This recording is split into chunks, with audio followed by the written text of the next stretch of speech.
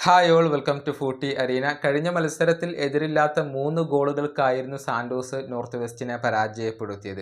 ഈ മത്സരത്തിൽ നെയ്മർ കളിച്ചിരുന്നു. ഗോളുകളും അസിസ്റ്റുകളും ഒന്നും അദ്ദേഹം നേടിയിട്ടില്ല. പക്ഷെ മികച്ച പ്രകടനം അദ്ദേഹം നടത്തിയിട്ടുണ്ട്. ഈ മത്സരം കാണാൻ വേണ്ടി, അതല്ലെങ്കിൽ നെയ്മർ ജൂനിയറെ വീക്ഷിക്കാൻ വേണ്ടി ബ്രസീൽ ദേശീയ ടീമിന്റെ പരിശീലകനായ ഡൊറിവാൽ ജൂനിയർ എത്തിയിരുന്നു. അദ്ദേഹം എത്തുമെന്ന് നേരത്തെ റിപ്പോർട്ടുകൾ ഉണ്ടായിരുന്നു.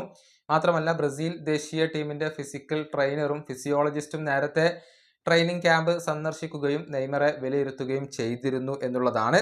ഏതായാലും സാന്റോസിന്റെ പരിശീലകനായ പെഡ്രോ കാക്സീഞ്ഞ ഇക്കാര്യത്തിൽ തന്റെ പ്രതികരണം രേഖപ്പെടുത്തിയിട്ടുണ്ട്. അതായത് ഡൊറിവാൾ ജൂനിയറുമായി സംസാരിക്കാൻ തനിക്ക് സമയം കിട്ടിയില്ല, അതല്ലെങ്കിൽ അവസരം കിട്ടിയില്ല എന്നാണ് അദ്ദേഹം പറഞ്ഞിട്ടുള്ളത്.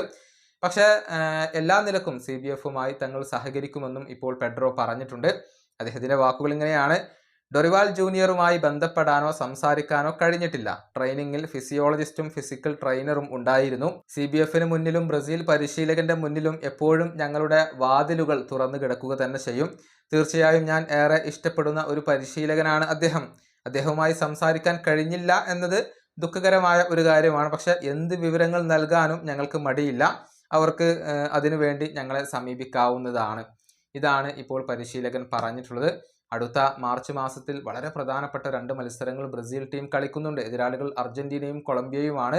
ആ മത്സരങ്ങൾക്ക് വേണ്ടി ടീമിനെ പ്രഖ്യാപിക്കുമ്പോൾ അതിൽ നെയ്മർ ജൂനിയറെ ഉൾപ്പെടുത്താൻ തന്നെയാണ് ബ്രസീൽ ടീം ഇപ്പോൾ ഉദ്ദേശിക്കുന്നത്. അതിന്റെ ഭാഗമായി കൊണ്ടാണ് അദ്ദേഹത്തെ നിരീക്ഷിക്കാൻ വേണ്ടി CBFന്റെ പ്രതിനിധികൾ ഇപ്പോൾ സാന്റോസ് എന്ന ക്ലബിൽ എത്തിയിട്ടുള്ളത്. ഈ വീഡിയോ അവസാനിപ്പിക്കുന്നു. അടുത്ത വീഡിയോയുമായി വീണ്ടും കാണാം.